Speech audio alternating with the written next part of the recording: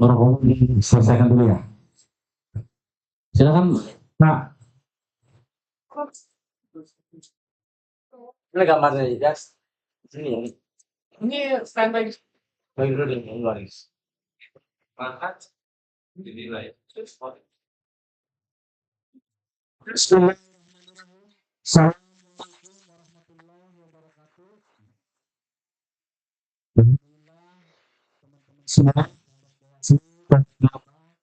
sahabat Bawaslu di Banten, sahabat Bawaslu RI, kembali lagi di kajian teknis penyelesaian sengketa dengan tema sengketa diselesaikan, demokrasi dikuatkan. Nah, bagaimana tulisnya? Mantap gak? Mantap. Nah ini ya. Dan alhamdulillah ini kita sudah hadir korban penyelesaian sengketa Pak Sumanto yang kami hormati, kemudian Pak Korban dan sudah staf semua dari Bawaslu di sini.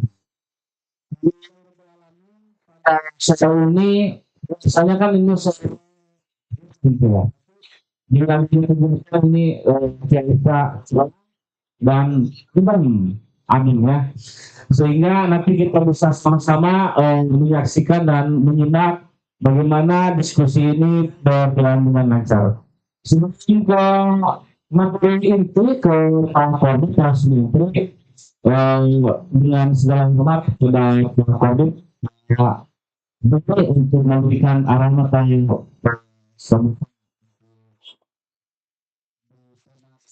ini dan silakan. Jadi terima kasih. Assalamualaikum warahmatullahi wabarakatuh. Dan saya di Singapura, seperti satu pilihan beberapa dan khawatir para Singapura jelas kasih melarang pelanggaran dan civilisasi data pada tersebut yang kemarin dilantik itu bahkan ada dari yang tahu ini kode hukum humas dan batin yang semacam pertanyaan silakan silakan silakan yang semacam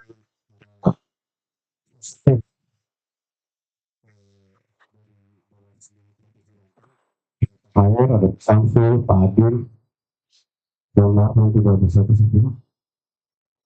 Ya, alhamdulillah ini kita melaksanakan yang tulis terkait tulisan data. Di mana kegiatan ini adalah salah satu yang dari proses data yaitu kelas ini kita bicara semua hal dan jadi nanti kita minta pengarahan Bang Ismail sebagai Makartus dan harusnya hari ini terhadap penyelesaian data di minggu nanti. Ini dimulai itu semua kita gunakan data. Jadi kita mau kami sampaikan di minggu kemarin tahun 2024. Setelah ini cerita kami setelah dilantik dong. Jadi kalau kami satu yang itu bisa terkait ada sedih bang, ada hubungan sengketa yang diizinkan oleh satu sempat dulu saat itu KPU itu pada saat tercapai ya saya sih bisa tinggal masalah begitu ya memang itu dengan pengalaman kami pengalaman awal apalagi memang sebenarnya kami mulai bukan kenapa itu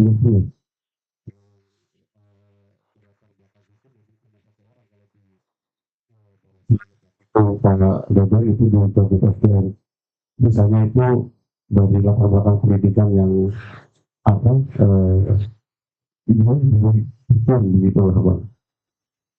Kemudian kalau kita berbicara penulisan senjata, penulisan senjata itu ada dua dari itu penulisan senjata akses dan penulisan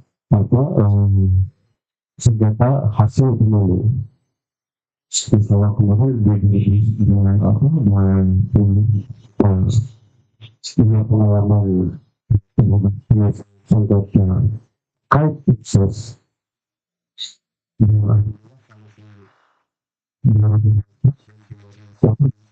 kita orang tidak dan tahu dan buatan apa.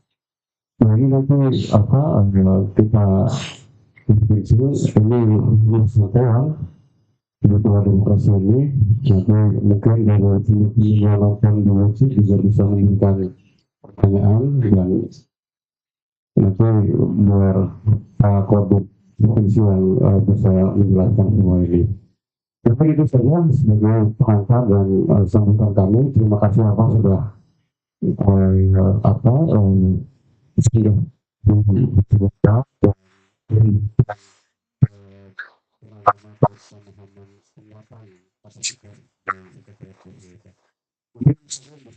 kan mohon tidak ada salah kata. Akhirnya aku tadi tanggung Assalamualaikum warahmatullahi wabarakatuh. Waalaikumsalam warahmatullahi wabarakatuh. Terima kasih Pak Korbit. Alhamdulillah sudah memberikan arahan dan sudah tidak sabar Pak Korbit. Sahabat Bawaslu di media sosial sudah banyak yang menonton dan menyaksikan, ingin segera berbicara atau berdiskusi dengan tema kali ini. Ini kan sengketa diselesaikan, demokrasi dikuatkan. Nah ini kan nanti bagaimana kan teman-teman di luar sana bisa mengerti bagaimana hubungannya sengketa dengan demokrasi itu seperti apa. Nanti bisa dikupas tuntas oleh Korbit. Tanpa mengurangi rasa hormat pada Pak Korbit, disilahkan. Ini Pak Mama. Sini ya. Ada sana ya. Bismillahirrahmanirrahim. Assalamualaikum warahmatullahi wabarakatuh. Selamat sore atau selamat siang, selamat sejahtera untuk kita semua. Yang terhormat tentu yang hadir melalui offline pada pimpinan Bawaslu Kabupaten Lebak, Pak Dewi. Terima kasih telah bersamai dan teman-teman para subag, Pak Dimas, dan seluruh jajaran sekalian Bawaslu Kabupaten Lebak. Terutama juga terima kasih kepada seluruh jajaran staf Bawaslu Provinsi Banten yang ikut hadir dalam kegiatan literasi kajian teknis penyelesaian sengketa hari ini di hari Selasa tanggal 19 Mei 2029, dan hari ini tentu kita akan bersama-sama membahas kajian tentang penyelesaian sengketa. Tapi yang hadir sini semuanya banyak sekali. Di depan saya ada seluruh sekalian staf Bawaslu Lebak yang telah standby dari siang sampai saat ini mempersiapkan. Terima kasih telah mempersiapkan segala perangkat lunak ya, maupun perangkat yang telah dijadikan sebuah ajang diskusi ke depan. Pertama tentu izinkan yang paling utama adalah utama puja dan puji kepada Allah Taala yang senantiasa pada kesempatan hari ini. Tadi di perjalanan hujan Pak Moderator nih, tapi ternyata di sini adem luar biasa. Ini berarti kan suatu keberkahan untuk kita dalam rangka kegiatan hal ini. Dengan keadaan sehat walafiat, alhamdulillah kita dapat berkumpul mengajar di tempat yang berkah ini. Salawat serta salam yang dilimpahkan kepada junjungan Nabi besar Muhammad, salam keluarganya, sahabat yang zaman. Tadi saya sedikit mendengar dari Pak Dewi adalah kajian rutinitas Bawaslu Lebak yang kiranya dilaksanakan tiap minggu atau tiap bulan ya, untuk bulanan. Ini luar biasa karena memang Bawaslu di tahapan ini banyak sekali hal-hal yang pembahasan atau aspek-aspek lainnya yang mesti kita bahas. Literasi, kemudian tadi sampaikan pilar demokrasi. Kalau saya lihat pilar demokrasi ini adalah bagian dari sebuah negara demokratis. Jadi kalau kita lihat TAP MPR nomor 3 tahun 2000 itu tentang tata perundang-undangan, di mana Pancasila lah yang paling utama. Pancasila adalah fundament atau dasar kita untuk melaksanakan bagaimana falsafah dan filosofi kita bagaimana Pancasila itu dilahirkan. Yang kedua, kemudian pilar kedua adalah Undang-Undang Dasar 45. Ini adalah bagian dari sebuah pembukaan, di mana itu tertera tujuan negara. Ada 4 tujuan negara: melindungi segenap bangsa Indonesia, ya, kemudian mencerdaskan bangsa dan ikut serta melaksanakan dunia. Ini adalah bagian-bagian tujuan-tujuan bangsa Indonesia agar tercermin dalam sebuah tahapan 3. Kemudian juga ada NKRI. Nah, kita sapa dulu teman-teman dari luar offline yang melalui media sosial atau di online. Ada pemirsa ya, kalau panggilannya pemirsa.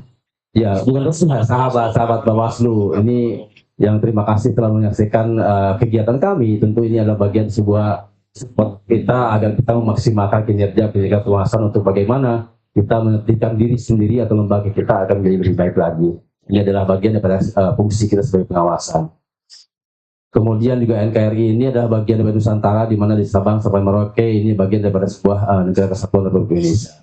Kemudian juga Bhinneka Tunggal Ika. Saya hadir di Lebak, tentu bagian dari sebuah keluarga yang notabene adalah kita berbeda suku bangsa. Tapi kita berbeda suku bangsa, tapi kita jelas adalah rasnya adalah ras Indonesia, pribumi. Tidak ada non pribumi dalam kamus bahasa Indonesia itu. Literasi tadi disampaikan adalah bagian daripada pilar-pilar. Kalau bicara tadi bahasa kajiannya adalah sengketa diselesaikan, demokrasi dikuatkan, kedaulatan ada di tangan rakyat. Jadi bagaimana semua paradigma ini diselesaikan sengketanya, kemudian demokrasi dikuatkan. Kalau saya membahas kait dengan demokrasi, di mana demokrasi ini adalah pasti ada sebuah pemilihan. Kita lihat Polybius siklus pemerintahan, di mana demokrasi adalah anggap efektif untuk melaksanakan pemerintahan di Indonesia. Kita pernah mengalami pemerintahan kerajaan, kita menggunakan kerajaan. Buktinya kerajaan di mana? Ada sebuah raj atau kerajaan, ada Majapahit, ada apa gitu. Sriwijaya itu bukti. Nah, ya itu kan bagian daripada sebuah kerajaan, kan bukti bahwa kita ada sebelum merdeka ada sebuah kerajaan. Di Balaraja pun ada tuh, Balaraja itu ada sejarahnya, Pak. Ada sejarahnya, itu kita balai begini nih. Balai begini raja ternyata di Balaraja itu tentang berkumpulnya raja, diskusi terkait bagaimana kerajaan ke depan. Nah, itu adalah itu kerajaan monarki tirani, tapi kerajaan yang monarki itu kan yang jangan kejam, yang bijak lah rajanya ya. Tapi hari ini kita di siklus Polybius demokrasi ini adalah bagian dari sebuah demokrasi di mana demos dan kratos dari rakyat untuk rakyat diselenggarakan. Nah, adanya sebuah demokrasi, negara demokrasi, tentu tadi disampaikan di awal bahwa ada pemilu. Bagaimana pemilu berjalan dengan baik, jangan sampai pemilu diselenggarakan hanya euforia, hanya pesta rakyat, bahasanya begitu kalau orang-orang. Padahal ini adalah bagian dari sebuah fungsi pengawasan sebagai masyarakat. Ya, fungsi sebagai masyarakat pengawasan terhadap lembaga itu sendiri. Karena kalau saya ibaratkan perusahaan ini, masyarakat ini adalah bagian dari pemegang saham. Ya, pemerintahan, ya kalau kita melihat teori Montesquieu ada legislatif, eksekutif, yudikatif. Ya, jadi legislatif lah atau disebut dengan di pasal sila keempat itu mejawantahan daripada semuanya tertumpu pada masyarakat itu sendiri atau rakyat itu sendiri. Nah, kalau kita lihat demokrasi, nah bagaimana kemudian euforia demokrasi dilaksanakan oleh pemilu, tentu ini adalah tugas kita bersama-sama, bukan hanya tugas Bawaslu. Kita ada penyelenggara pemilu ada 3, ada DKPP, ada KPU dan Bawaslu. Ini adalah bagian atau 3 lembaga yang mengolah bagaimana mencerminkan pelaksanaan pemilu ke depan agar lebih baik dan datang di tahun 2009 agar lebih mantap dan top pikirannya sesuai dengan regulasi yang ada. Bahkan ada beberapa kaitan dengan pemisahan pelaksanaan. Ini berapa menit ya? Berapa ya? Jadi pemisahan putusan MK kaitan dengan antara pemilu nasional dan pemilu daerah diselenggarakan jeda waktu 2,5 tahun di tahun 2009 ke tahun 2032. Ini adalah bagian-bagian daripada putusan MK. Nah, bagaimana Bawaslu mempersiapkan hal yang kaitan dengan putusan MK? Suka tidak suka, ya kita tetap melaksanakan putusan MK yang tentu akan kaitan dengan bagaimana persiapan regulasi Bawaslu itu sendiri. Kemudian juga kalau kita melihat adanya sebuah negara demokrasi, ada dua istilah yang saya kenal, supra infrastruktur politik dan infrastruktur politik. Nah, suprastruktur politik adalah bagian daripada sebuah pemerintahan, baik itu legislatif, eksekutif, dan yudikatif. Yang menarik adalah infrastruktur. Nah, infrastruktur ini adalah partai politik.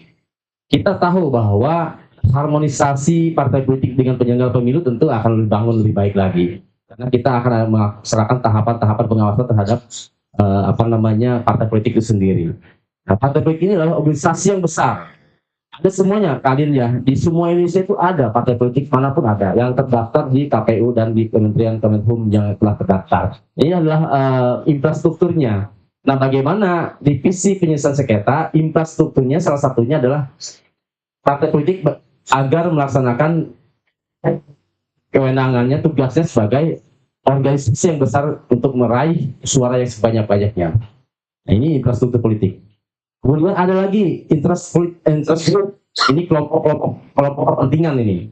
Biasanya kelompok kepentingan ini terjadi di mana selaku agen kontrol sosial, di mana dia melakukan hal-hal kaitan dengan pemerintahan yang telah terjadi pada infrastruktur politik.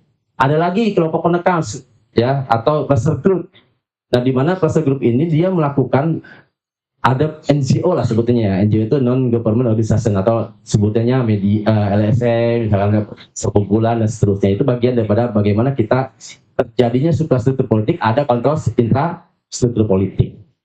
Itulah pressure group. Kemudian ada lagi media massa. Nah, media massa termasuk salah satu bagian dari Bawaslu Lebak yang telah mempublikasikan apa pentingnya sebuah demokrasi, apa pentingnya penyelesaian sengketa, apa pentingnya penanganan pelanggaran dan seterusnya. Inilah bagian daripada publikasi kita agar media massa atau katakanlah penyambung dari sebuah pemerintah, dari masyarakat ke pemerintah, gitu kan. Jadi ada penyambungnya.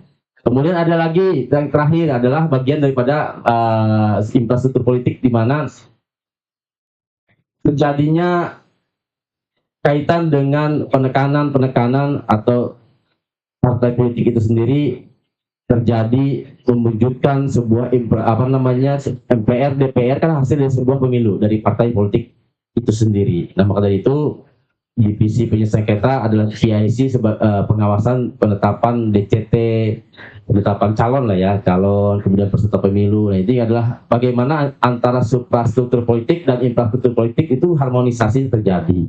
Nah, inilah bagian daripada hal-hal yang kita perjuangkan kaitan dengan bagaimana pengawasan di Bawaslu itu sendiri. Bawaslu hadir bukan semata-mata untuk memenuhi sebagai euforia, tapi bagaimana demokrasi ini berjalan sesuai dengan amanat Undang-Undang Dasar 45, dan sebagai amanat Undang-Undang 45 kita laksanakan baik-baiknya. Dan demokrasi ini jangan hanya sebagai ilustrasi, sebagai ilusi, tapi ini dijadikan sebuah dasar bagaimana demokrasi berjalan dengan baik. Bagaimana kinerja kita lihat fungsi kita Bawaslu di pasal 97 ada kaitan dengan tusi kita, salah satunya penanganan pelanggaran yang dipegang pengampu oleh Pak Dwi. Ada penyelesaian sengketa proses. Nah, kemudian ada kaitan dengan bagaimana penanganan pelanggaran dan penyelesaian sengketa proses itu diawali dengan pencegahan. Nah, bagaimana pencegahannya? Kita lakukan literasi pendidikan politik, ya. Kemudian bagaimana demokrasi berjalan dengan baik, pelaksanaan pemilu dengan baik. Nah, ini adalah demokrasi jangan sampai kemudian hanya ilusi saja. Kita Bawaslu yang slogannya adalah penegakan hukum pemilu. Bagaimana Bawaslu ini menegakkan hukum pemilu seketat-ketatnya, baik itu penanganan pelanggarannya, baik itu penyelesaian sengketa proses sesuai dengan ketentuan yang ada. Ini kita harus perketat.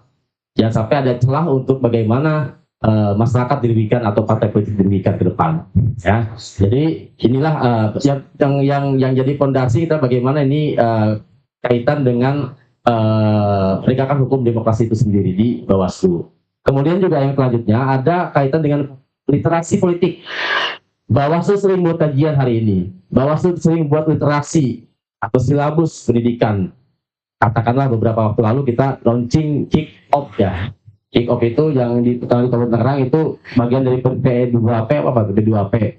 Pendidikan pengawasan partisipatif itu bentuk bagaimana Bawaslu meraih partisipasi masyarakat untuk bersama-sama mengikuti pemahaman tentang pemiluan. Jangan sampai kita ada dis dan misinformasi terhadap masyarakat. Ya. Kemudian selanjutnya adalah bagaimana penegakan demokrasi terjadi sampai sebuah industri atau ilustrasi saja. Kita kuatkan juga kaitan dengan saya lupa nih. Kaitan dengan partisipasi publik sebanyak-banyaknya yang berkelanjutan. Jangan hanya saja masyarakat mengawasi pada saat pelaksanaan kegiatan tahapan pemilu. Nah, awasi juga setelah terjadi pelantikan anggota dewan, ya kan, terjadi pelantikan kepala daerah dan seterusnya. Itu yang disebut dengan publikasi partisipasi publik yang berkelanjutan. Kalau kita kan ada data pemilih berkelanjutan, ada sipol yang mengetahui data berkelanjutan terus berkelanjutan. Jadi disclosure artinya terus menerus bagaimana pengawasan oleh masyarakat bersama Bawaslu dilaksanakan terus-terusnya, ada disclosure tadi. Jangan sampai setelah pemilu sudahlah, nggak gitu. Makanya Bawaslu di tahapan ini sering sekali membuat kajian-kajian khusus kaitan dengan bagaimana pemilu ke depan akan lebih baik lagi, khususnya di penyelesaian sengketa ke depan. Terus ya di prolog pertama nanti ada dibuat pertanyaan supaya kita nggak monoton ya, agar semuanya juga terlibat dalam bentuk diskusi hari ini. Terima kasih moderator dan semuanya. Wabillahi taufiq hidayah. Assalamualaikum warahmatullahi wabarakatuh. Waalaikumsalam warahmatullahi wabarakatuh. Sahabat Bawaslu dimanapun berada yang sudah bergabung di YouTube, di TikTok, di Instagram ya. Dan ini ada salah satu penggemar Bawaslu nih, ingin bertanya nih, namanya Muhammad PB Alfian dari Kecamatan Sakti. bukan, ini dari Kecamatan Pengarangan. Pertanyaannya, apa sih kaitannya atau hubungannya antara nilai-nilai penyelesaian sengketa dengan demokrasi gitu? Hubungan atau kaitannya apa gitu kan? Dan bisa tanya dia, saya langsung menjawab. Silakan Pak Khotib.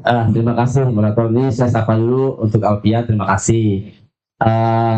Bawaslu bagaimana melaksanakan tusi sebagai pengawasan, bukan hanya pengawasan, tapi kita ada tindakan pencegahan, kemudian awasi bersama-sama kan gitu. Jadi kalau lihat di urunan undang-undang tentang pemilu nomor 7 itu, di mana Bawaslu itu menangani kaitan dengan penanganan pelanggaran di pasal 7 itu. Kemudian ada klausul penyelesaian sengketa proses. Karena kalau penanganan pelanggaran itu beda diksi ya, karena kaitan dengan ada kaitan pelanggaran pidana, pelanggaran apa lagi, administratif, kemudian etik dan seterusnya, atau hukum lain yang di luar pemilu. Nah, khusus untuk penyelesaian sengketa, ini proses pelaksanaan ketika penyelenggara, peserta pemilu atau DCT sebutannya atau DCS itu terjadi ditetapkan. Bukan, kalau ada panwascam nih, Bawaslu Lebak ada panwascam nggak? Ada, Bawaslu Lebak ada panwascam dan dia diberikan kewenangan untuk menyelesaikan sengketa proses di bawahnya. Agar apa? Agar cepat pelanggaran-pelanggarannya ketika SK-nya itu dikeluarkan oleh Bawaslu Kabupaten Kota yang khususnya di Kabupaten Lebak. Ketika Bawaslu Kabupaten Lebak membentuk panwascam, maka surat mandataris. Nah, mandataris. Kapan SK itu dikeluarkan? Kalau di Perbawaslu nomor 9 itu dinyatakan bahwa agar penyelesaian sengketa cepat, baik itu penyelesaian sengketa antar pemilu atau peserta pemilu dengan peserta pemilu, yaitu PSAP dan PSPP itu biar cepat dilaksanakan karena ada mediasi dan adjudikasi. Maka Bawaslu Kabupaten Kota berkewajiban mengeluarkan SK mandataris tersebut ketika ditetapkan pasangan calon atau partai politik itu sendiri. Kapan berakhirnya? Nah, ini pertanyaannya. Kapan berakhirnya kan tersebut? SK itu tersebut berakhir ketika terjadi selesai pleno masing-masing tingkatan, khususnya di kecamatan. Kalau di kecamatan ada panwascam, ada PPK ya. PPK apa Palin? Panitia, bukan PKK. PK itu Ayo, PPK, lu kan panitia pemilu kecamatan. pemilihan ya, pemilihan kecamatan. Iya, kan lupa tuh kayak gitu. Nah, ketika di SK pleno selesai, nah selesailah SK tersebut. Karena kenapa Bawaslu secepat mungkin untuk menyelesaikan sengketa proses. Karena proses itu kaitan dengan bagaimana hak peserta pemilu terlanggar oleh hak peserta pemilu lainnya. Nah, kita pastikan bahwa penyelesaian sengketa proses pemilu ke depan dilaksanakan dengan mediasi maupun adjudikasi sekiranya kalau mediasi tidak terpenuhi. Nah, beda dengan proses sengketa hasil proses sengketa hasil pemilihan atau pemilu. Ini kan sudah dilaksanakan putusan pleno di masing-masing tingkatan, maka itu masuk ke ranah Mahkamah Konstitusi. Nah, hubungannya bagaimana demokrasi dengan penyelesaian sengketa? Tentu adalah bagian dari sebuah penegakan hukum demokrasi pemilu. Kalau misalkan demokrasi hanya epirio saja, tidak ada penegakan hukum, ya repot juga. Kadang ada sebagian orang mengatakan bahwa demokrasi itu bebas. Enggak bebas juga. Karena demokrasi itu dibatasi oleh undang-undang. Saya hormat kepada Dimas karena ada norma kesopanan, kesusilaan, norma hukum dan seterusnya. Jadi pemilu itu berkaitan dengan demokrasi, karena ciri sebuah demokrasi itu ada sebuah pemilu. Nah, bagaimana pemilu ini bukan hanya epirio saja, tapi juga sebagai kedaulatan ada di tangan rakyat itu sendiri. Nah, Bawaslu hadir untuk menegakkan keadilan di bidang pemilu. Itu ya, mungkin seperti itu. Makasih. Oke, itu ya tadi Mus Alpian ya. Nih sekarang ini dari kaum ini apa ini? Namanya ini Ilma Nur Azizah. Ini dari Kecamatan Curug Bitung. Ini ya. Waduh, Curug Bitung ini perbatasan dengan Bogor juga Pak. Rumpin. Iya, Curug Bitung ya. Nah, ini apa pertanyaannya? Ini kan kayaknya nih anak-anak Gen Z ini. Proses penyelesaian sengketa ketika ada perkara di Bawaslu, kemudian dengan maraknya tadi kan ada media ya Pak ya, dengan media dan sebagainya. Proses penyelesaian sengketa di Bawaslu apakah bisa terpengaruhi atau tidak oleh berita-berita hoax yang tidak bisa bertanggung jawab? Karena memang Pak, mungkin kan proses sengketanya belum selesai misalkan nih di Bawaslu, tapi kan biasa ada akun-akun di TikTok, dia kan biasa kan, oh yang ini kalah, yang ini menang. Biasanya kan menggiring opini gitu kan, ada di sebagian bagian di masyarakat kan biasa kan ragu, ini mana yang benar nih. Ya. Nah sehingga mungkin apakah emang dengan maraknya dengan tingginya media sekarang, apakah itu berpengaruh apa tidak gitu? Silakan Pak. Ya, terima kasih, luar biasa, ini bagus ini. Jadi tentu Bawaslu independensinya harus ditegaskan bahwa tidak ada pengaruh hal seperti itu. Karena Bawaslu dalam hal penanganan mediasi sebagai pemohon ya, ada pemohon dari salah satu partai politik yang merasa dirugikan hak-haknya dan terlanggar oleh partai lainnya atau peserta pemilu lainnya, maka Bawaslu menerima. Nah, langkah awal pertama itu tentu memeriksa berkah, memeriksa formil maupun material, kemudian memeriksa dokumen dan seterusnya, kemudian menghadirkan para termohon dan pemohon. Ya itu dalam penghadirkan termohon dan pemohon itu tentu kita tidak kemudian harus melihat di luar disinformasi maupun misinformasi, tidak begitu, karena isi dari sebuah permohonan baik itu sebutnya PTD-nya pemohon itu apa saja sih yang dimohonkan oleh pemohon untuk bagaimana ini selesaikan secara mediasi. Nah, mediasi ini adalah majelis musyawarah. Karena kan prinsipnya adalah bagaimana penyelesaian sengketa itu dengan asas musyawarah. Sekalipun tidak diselesaikan dengan musyawarah, tentu ada ruang lain atau adjudikasi atau sidang administratif adjudikasi, di mana ini menentukan arah putusan Bawaslu. Baik mediasi maupun adjudikasi tetap Bawaslu memutuskan. Nah, pemutusannya itu tidak boleh kemudian asal putusan, karena tidak boleh melanggar aturan. Oh, misalkan partai A, B pengen begini, tapi mengatur nggak bisa juga. Nah, kita juga harus ada sinkronisasi atau misalkan antara peserta pemilu dengan penyelenggara pemilu harus sama-sama tidak dirugikan putusan itu. Putusan yang satu berlaku untuk dua pemohon dan termohon. Jadi jangan sampai kemudian pengaruh sama media sosial, arah kebijakan sudah tidak begitu. Bahkan di mediasi itu kita Bawaslu tidak boleh ketemu dengan para pihak atau bahasanya kaukus. Tidak boleh. Yang terpisah ketemunya di luar sana di tempat kopi nggak bisa. Itu kita melanggar kode etik kita sebagai penyelenggara pemilu. Itu tidak boleh. Saya pastikan karena putusan Bawaslu tidak serampangan dan tidak sembarangan. Ya, kenapa tidak sembarangan? Karena putusannya itu berdasarkan ketentuan perundang-undangan yang berkaitan. Ya, jadi tidak terpengaruh ya kalau bahasa tegasnya jawaban tidak terpengaruh oleh isu-isu di luar atau opini di luar tidak pengaruh karena ini kaitan adalah pemohon dan termohon. Pemohon pasti ada isinya atau petunjuk-petunjuknya, termohonnya sesuaikan dengan maksud daripada termohon, memohon itu sendiri. Itu moderator, terima kasih. Oke, jadi emang biasanya kan kalau proses sengketa itu kan di Bawaslu juga kan ditayangkan live ya. Biasa kan live kan, kalau memang proses persidangan kan gitu. Dan ini kita baca Pak tuh ada dari Wawar Wardana 2609. Waduh ini orang Cirebon. Moderator mau tanya dong, proses penyelesaian sengketa pemilu dan pilkada apakah ada perbedaan? Waduh, dan yang kedua ini apa nih? Itu nggak ada. Apa? Nggak ada. So ini Anaka Toshi katanya Pak tuh. Apa tuh? Bahasa apa? Kira-kira di undang-undang pemilu yang baru nanti arah kebijakan dan penyelesaian sengketa itu masih akan sama atau ada penyesuaiannya ya? Harus dijawab ini mah, nggak boleh belum tahu jawabannya. Masa ini, waduh. Kayaknya ini salah satu pelawar juga ini Kak, pelawar isu ini, ya, gitu. Jadi emang aturan yang baru mungkin ada arah kebijakan atau penyelesaian sengketa itu masih akan sama atau berbeda gitu Pak. Ya, terima kasih.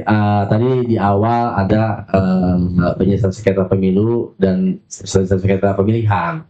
Ini kalau pemilu kan legislatif lah ya, partai politik peserta pemilunya.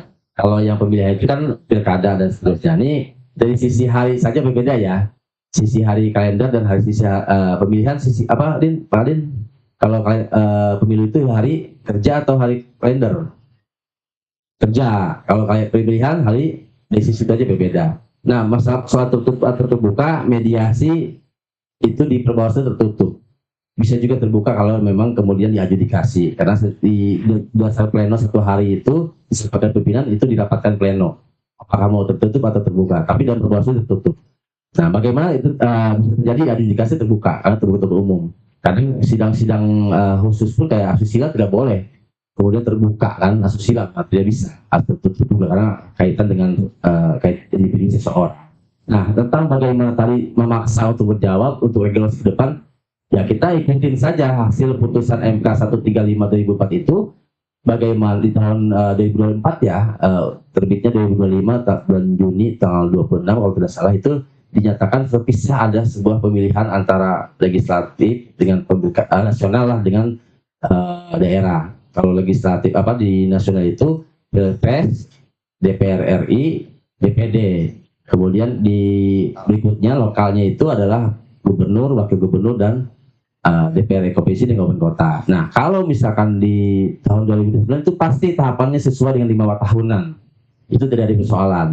Tapi kalau misalkan di di nasional daerah maaf itu kan ada jeda 2,5 tahun di di DPRD provinsi dan kabupaten kota.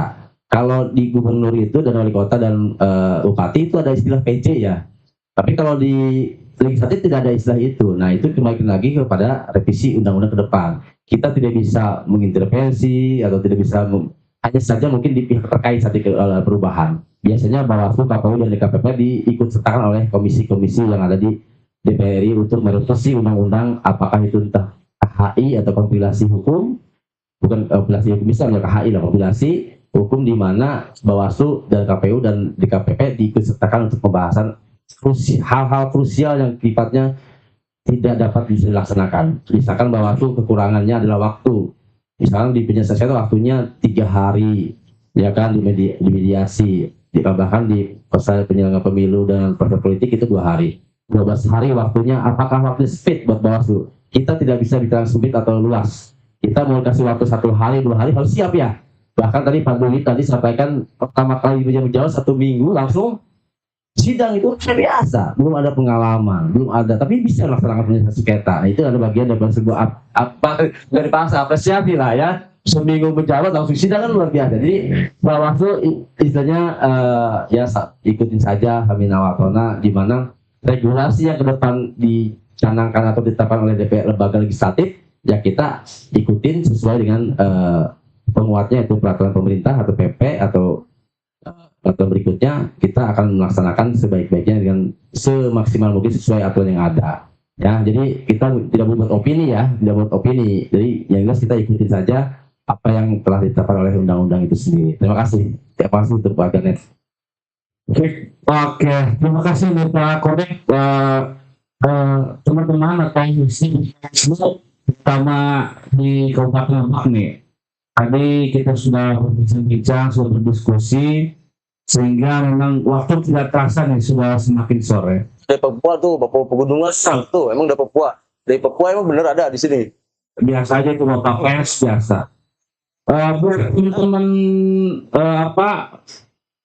kalau Bawaslu Lebak biar penasaran, nanti tenang aja. Oh, ada lagi. Karena diskusi ini bukan hanya kali ini, akan terus diselenggarakan Pak. Iya, nanti ini kan Pak Sumantri tentang penyelesaian sengketa dan demokrasi. Nanti ada lagi, nanti bisa diisi dengan, kemarin juga kan ada yang dari eksternal ya, dari eksternal. Jadi biar teman-teman penasaran, pokoknya pantengin terus media sosial Bawaslu Kabupaten Lebak. Ya, Sekarang nih, Bang. Ayo. Di sana nggak ada lagi ya? Di itu nggak ada lagi.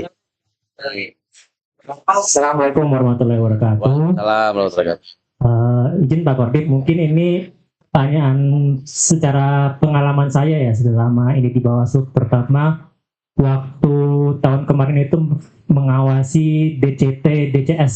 DS ya. Jadi waktu itu sempat ada beberapa kali orang dari parpol itu curhat Pak. Curhatnya secara nggak resmi, ngobrol-ngobrol aja. Tapi di Intinya kantor ya. ya di lewat chat aja. Jadi intinya mereka itu kayak merasa, wah ini kok dari KPU datanya kayak gini nih, saya kayak gini. Terus kan karena saya juga awam ya Pak, saya arahkan aja, mending Bapak ke Bawaslu laporkan sesuai dengan peraturan perundang-undangan. Tapi katanya mereka itu males ribet ada gitu-gitu. Akhirnya secara selanjutnya itu mereka selesaikan permasalahannya ini di balik layar aja Pak. Jadi antara mereka ketemu. Jadi saya merasa kok ternyata ini sengketa Bawaslu itu ternyata ribet ya, jadi mereka itu enggan menggunakan jalur yang benar lah sesuai peraturan perundang-undangan. Nah, menurut Bapak itu gimana Pak? Tapi hasilnya gimana? Hasilnya sih kalau saya lihat sih akhirnya mereka di balik layar tuh selesai beres gitu Pak. Itu Ya. Pak, oke. Terima kasih. Terima kasih. Benar, biasanya begitu. Saya juga berpengalaman juga, akhirnya bicara pengalaman. Saya kan sebelum di Bawaslu Provinsi jadi staf Panwaslu dulu. Panwaslu Kabupaten. Zaman KHR Bustomi sebagai ketua Provinsi Banten. Nah itu saya menyampaikan ke pimpinan bahwasannya dulu nggak ada sidang-sidang kita, nggak ada sidang-sidang administratif maupun sidang-sidang di kantor ya, tidak ada, karena nggak ada kewenangan untuk disidangkan, hanya menyampaikan rekomendasi saja. Nah bagaimana saya menyampaikan ke pimpinan itu waktu itu sampai ke provinsi juga disampaikan di puncak KHR Bustomi. Kita Panwaslu dulu, Panwaslu ini kesannya hanya mencari kue diberikan kepada KPU.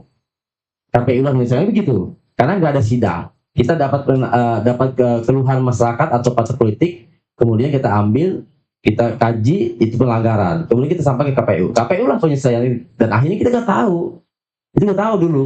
Nah hari ini kita dalam pengawasan khususnya DCS maupun DCT, jika ada hal-hal yang kaitan dengan kekurangan administratif, misalkan kayak kan sebelum ada verifikasi faktual ada verifikasi administratif. Apakah memang ini ijazah, misalkan ijazahnya itu terlegalisir atau tidak? Kita ada perbaikan. Ada kita berikan kesempatan pada peserta pengacara atau caleg itu sendiri untuk memperbaikinya. ada rentang waktu yang dibutuhkan atau sesuai kebutuhan. Nah, maka dari itu ketika pasangan calon atau tadi DCS atau JTT kiranya sudah diverifikasi bahwa KPU tidak menyatakan TMS dan MS ya, TMS itu tidak bersyarat dan MS bersyarat. Nah, TMS-nya di mana? Jangan sampai TMS ini udah administrasinya lengkap, semuanya ada, malah di TMS kan, itu kan dirugikan. Nah, makanya itu Bawaslu hadir di situ. Dan Bawaslu ikut bersama-sama KPU memverifikasi. Contoh, saya dulu memverifikasi ke salah satu kampus untuk memastikan memang ijazahnya, contohnya. Memang dalam hal verifikasi itu, KPU hanya meyakini bahwa ini pernah di sini loh. Di sini pernah, tapi tidak hanya tentang atau oh ini ada dokumentasinya. Saya tanya ke bagian administratif, Mbak tahu nggak yang bersangkutan ini kuliah di sini? Oh tahu Pak. Tahu dari mana? Orang-orang bilang yang bersangkutan sama Mbak duluan siapa kerjanya? Oh duluan dia kuliahnya. Mbak tahu dari mana tahunya? Akhirnya saya buka buku ini, buku administrasi kuliahnya. Ternyata ada. Nah itu yang untuk memastikan bagaimana verifikasi administratif sesuai dengan terpaknya ada. Jangan sampai hanya menanyakan saja. Kan pegawainya nggak tahu dia mau pegawai 2001 dengan kuliahnya tahun 96 kan duluan kuliah ketimbang ijazah yang kerja. Maka dari itu saya waktu itu hadir bersama-sama KPU memastikan tolong Mbak buka buku besar buku besar induk lah induk kalau ya itu ternyata ada. Nah itu memastikan agar Bawaslu meyakinkan bukan hanya kata orang, meyakinkan hanya bentuk kertas saja. Kan namanya bentuk fisik itu kan bisa manipulatif. Tapi keterangan pihak terkait atau kampus atau sekolah itu pasti ada buku induk itu. Kalau kita menemukan, misalnya tadi Kak Dimas menyampaikan, Mbak, bagaimana baiknya kita buat rekomendasi. Bahkan ada putusan MK rekomendasi bahwa 104 itu bahwa rekomendasi Bawaslu dijadikan sebuah putusan dan tidak lagi dikaji oleh KPU. Nah, kajian rekomendasi inilah yang jadi dasar KPU untuk memperbaikan hal-hal yang kaitan dengan data atau administratif itu sendiri. Luar biasa seperti Mas nih. Jangan sampai kemudian kita Bawaslu hanya berkomunikasi ke penyidik drama, biar cepat aja langsung rekomendasikan. Dan rekomendasi itu bukan hanya rekomendasi itu nggak lagi ada kajian KPU, tidak, karena putusan jadi putusan sebuah Bawaslu itu. Ya, begitu Pak Dimas ya. Kurang lebihnya. Terima kasih. Luar biasa. Ada lagi? Ada Pak Subang? Silakan Pak Subang. Ayo kita diskusi. Ada nggak di sini yang itu katanya kalau putusan penyelesaian sengketa itu final dan mengikat tidak? Ya. Jadi Bawaslu tentu putusannya ini final dan mengikat, bahkan bisa memaksa. Ya, masing-masing pihak, para pihak. Final maksudnya tidak ada upaya lain, ingkrah. Tapi ada hal yang 3 item yang tidak bisa final. Salah satunya penetapan penetapan partai politik. Kemudian penetapan DCS dan DCT. Kemudian pasangan calon. Itu tidak ingkrah atau tidak final. Nah ya, bahasa putusan Bawaslu final dan mengikat bahkan memaksa, tapi ada hal atau 3 ada upaya hukum lainnya. Kalau di bahasa kasasinya upaya hukum lain lah, ada hukum biasa dan luar biasa. Nah kemana para putusan Bawaslu sebelum dikoreksi oleh tingkatan provinsi ke PRI itu dikoreksi dahulu sebelum ada putusan. Maka para pihak dapat mengajukan penyelesaian sengketa hasil putusan Bawaslu diuji kepada Mahkamah Agung sesuai dengan Perma nomor 5 tahun 2017 dengan tata cara proses penyelesaian sengketa di Mahkamah Agung. Dia ada upaya hukum lain. Karena sepanjang 3 item tadi itu 3 klausul tadi, pasangan peserta pemilu, pasangan calon dan penetapan DCT dan DCS itu bisa diupayakan hukum lainnya. Karena kaitan dengan penetapan. Itu. Ada lagi? Pasti ada lagi. Ada. Luar biasa ini. Bidang apa tuh? Oh, satu lagi ada nih ya. Ya, boleh. Banyak ya ini, banyak juga ya. Berdasarkan proses penyelesaian sengketa, namun terdapat unsur pelanggaran. Apakah dapat dijadikan temuan ke proses penanganan pelanggaran? Idris Magtiroh 92. Ya. Berdasarkan proses penyelesaian sengketa, namun terdapat unsur pelanggaran. Apakah dapat dijadikan temuan ke proses penanganan pelanggaran? Ya. Boleh ya. Dijawab langsung ya. Ada Ini terakhir ya, karena emang waktu ini. Silakan Pak. Ya, terima kasih. Netizen luar biasa. Nanti kan banyak pertanyaan, mereka banyak menyimak dan memahami. Yes. Itu. Antusias ya? Iya. Jadi kita Bawaslu ada penanganan pelanggaran, ada penyelesaian sengketa proses pemilu. Nah, contoh kecil lah gini. Ada partai politik atau caleg memasang baliho atau spanduk. Karena kan biasanya orang memberikan war atau publikasi terhadap spanduk maupun baliho. Nah, ada penempatan yang keliru baliho tersebut. Apa yang saya nggak bisa bilang salah ya, keliru. Dia tidak sesuai dengan zona yang ditetapkan oleh KPU dan bahkan menutupi pasangan caleg lain atau partai lain. Nah, itu kategorinya adalah proses penyelesaian sengketa. Beda hal kalau misalkan ada perusakan, menyobek-nyobek, itu masih kategori pelanggaran pidana. Jadi ada beda, objeknya berbeda. Objek sengketa maupun pelanggaran itu berbeda. Karena kalau kita objeknya adalah putusan KPU, bahkan objeknya adalah dari partai politik itu sendiri yang bersengketa. Ya, jadi ada pembeda antara pelanggaran pemilu dengan penyelesaian sengketa proses pemilu. Di mana saya tekankan bahwa jika ada pasangan calon atau caleg atau partai politik menempelkan baliho atau spanduknya dia tidak sesuai dengan peruntukannya, maka itulah disebut penyelesaian sengketa. Tapi beda hal kalau ada baliho atau spanduk dirobek atau dirusak, itu kategorinya pelanggaran pidana. Karena kita melakukan kajian secara formal dan material itu diperiksa sebelumnya, kita lakukan registrasi dan juga dipenokan. Kalau dicoret-coret Pak kayak ditambahin kumis. Itu kan kerusakan. Iya. Bahkan Nama juga ya. anak kata-kata kasar, kata-kata yang tidak pantas itu. Nggak ada kumis terus ada yang kumis. Sobek gitu ini. Itu kategori rusak ya. Ini aneh ya. Rusak. Karena kan merubah orang. Berubah nama pun kita harus pakai riung kan Kadin ya. Berubah nama pakai riung dulu. Namanya Adin Setiadi jadi Adin Wijayanti. Kira-kira harus berubah. Yang ada rangkanya. Oke, ya. Untuk menjadi tidurnya. Siap. Pokoknya bikin semua ya teman-teman. Banyak. Bapak ini tak kirim semua karena waktunya ini sudah mau asar ya. Nah teman-teman nggak penasaran nggak bakal nonton lagi kalau kita gitu ya. Satu lagi ya. Gitu. Otomatiknya. Terima kasih Pak Komit. Waktunya di luar demokrasi untuk Lebak dan disampaikan juga ke teman-teman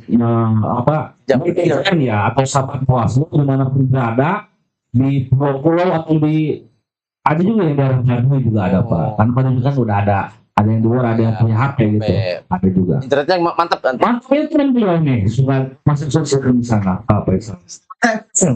Dan terima kasih juga Pak Sebab serta kami Pak Dimas, teman-teman Bawaslu Banten. Ada yang ingin disampaikan sebelum kita tutup? Ya cukup ya, karena memang waktunya kita sudah sore dan nanti bisa dilanjut lagi teman-teman ya, biar teman-teman Bawaslu di manapun berada pasaran dan terus memantau media-media sosial Bawaslu dari Lebak dan Banten sampai ke Bawaslu dari sana.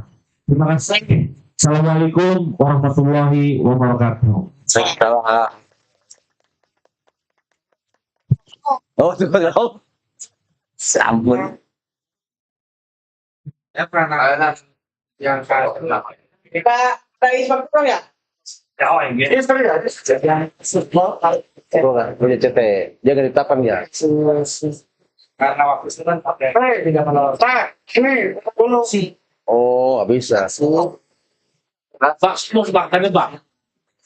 kan dua ini yang bikin oleh dulu masuk langsung ini langsung loh sidang evaluasi apa Samsul